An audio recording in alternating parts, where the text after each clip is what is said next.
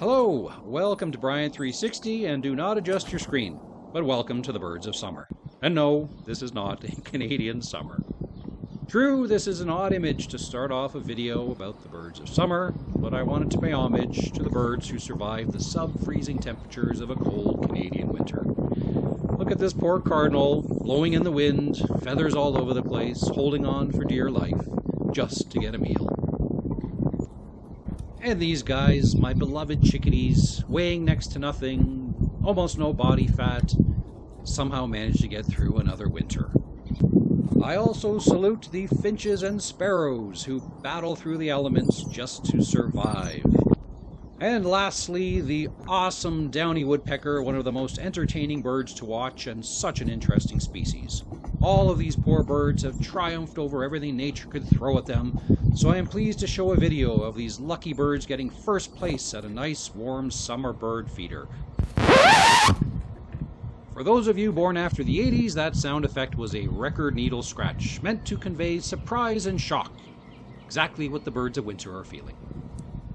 Ah, who am I kidding? If you're born after the 80s, you're not watching this. You're on TickFace or Snapbook or whatever you kids watch these days.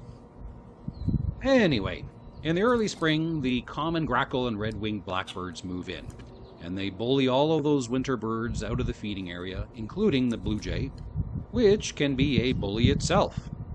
All of those other winter birds that I mentioned are still around, but they don't hang out at the feeders anymore thanks to the grackles and red-winged blackbirds. The only bird that has left for the summer is the dark-eyed junco, which heads north. Now, I know every bird has to eat, but if you like a wide variety of birds at your summer feeders, then these two species are a bit of a pain. I rarely see chickadees anymore, which are probably the most common bird in the winter in this area. When I see a cardinal in a tree and there is one who has trained me with his chirps to toss him a peanut, the poor cardinal politely stands there and watches a grackle swoop in or a squirrel lunge at his rightful peanut. I have a bluejay who will take peanuts from my hand, and he will be the subject of a future video, but the bluejays used to have free reign over the peanuts, with the exception of a few that the cardinals would take. Now, the bluejays have to make a quick grab and take off before the grackles move in. The grackles will quickly clean out the peanuts, sunflower seeds, mixed seeds. I don't even hang up the suet feeder anymore, because that is just a grackle fest, and they finish off an entire suet cake in one day. The grackles and red-winged blackbirds are certainly attractive birds, so I shouldn't get too annoyed. The grackles have these incredible iridescent feathers that look purple when the light hits them the right way. Along with their piercing yellow eyes, they certainly have a striking appearance.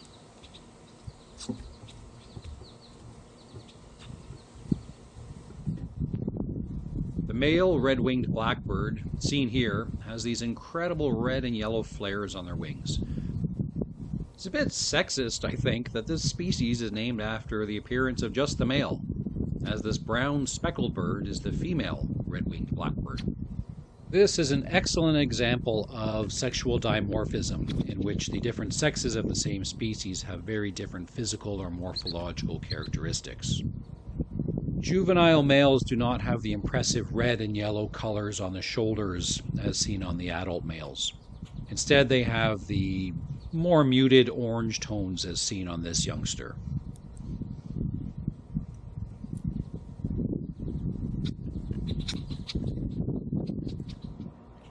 Like most birds, the grackles and red-winged blackbirds battle for their food and territory. They seem to be better at it than the other smaller birds, and that's why there is the absence of chickadees, sparrows, and finches. Granted, if the guy who played the Mountain in Game of Thrones wanted to battle me over a cheeseburger, I would certainly be gone faster than a chickadee staring up at a grackle. Half-boar Julius Bjornsson of Iceland is 6'9" and over 400 pounds of muscle. I, however, am not. So, he is more than welcome to that cheeseburger. Apologies to any Icelanders out there for butchering his name. My grandmother was Icelandic, so I should know better. Perhaps the favorite feeder of the chickadees, goldfinches, and cardinals is this sunflower seed feeder. However, it becomes a grackle monopoly during the summer. So, how do you avoid this unwanted situation? Well, you can take away the food for everyone, but then that just spoils it well, for everyone. Or you can get a feeder like this. Unfortunately, for the most part, this is what you will see. Not a lot of action at this feeder. Of course, the red-winged blackbirds and grackles are too large to access the food on this feeder, although they certainly do try from time to time. The grackles will try to reach in with their longer beaks, but they do not have much success. Even with only this feeder in place, the smaller birds still don't return in large numbers, perhaps expecting to be interrupted by a grackle or a red-winged blackbird. After about 3 hours of recording this feeder, all I got were about 10 visits from chickadees, and not a single goldfinch. Of course, when I wasn't recording, a goldfinch showed up, as well as a downy woodpecker. In an attempt to feed as many birds as I can during the summer, I tend to put out the feeders on a 3-day cycle.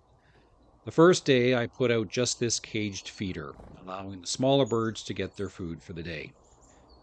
The next day, I will put out all of the feeders shown in this video.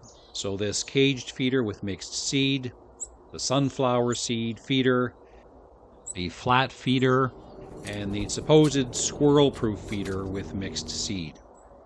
Of course, it becomes almost an exclusive grackle and red-winged blackbird day, but that is to be expected. And then on the third day, I don't feed the birds at all, not wanting them to become too dependent on the feeders, and as a result having a monotonous diet. I also recognize that birds have their part to play in the ecosystem, and that by feeding them every single day during the summer, that takes them out of their valuable roles, which includes insect control and seed dispersal. And when they're foraging for food, they're probably a little more exposed to the Cooper's hawks and other birds of prey that still have to eat. So, fear not, non-migratory birds of southern Ontario, Canada. In a few short months, this hot summer will be over. The red-winged blackbirds and grackles will be on their way to the south, and the long cold winter will set in. Kind of sucks, but at the same time, it allows you to reclaim your rightful place at the bird feeders in my backyard. Pretty soon, little cardinal. Pretty soon. Thank you very much for watching. Please give me a thumbs up, subscribe, sign up for notifications, share, and all that good stuff. Thank you again for watching, and take care.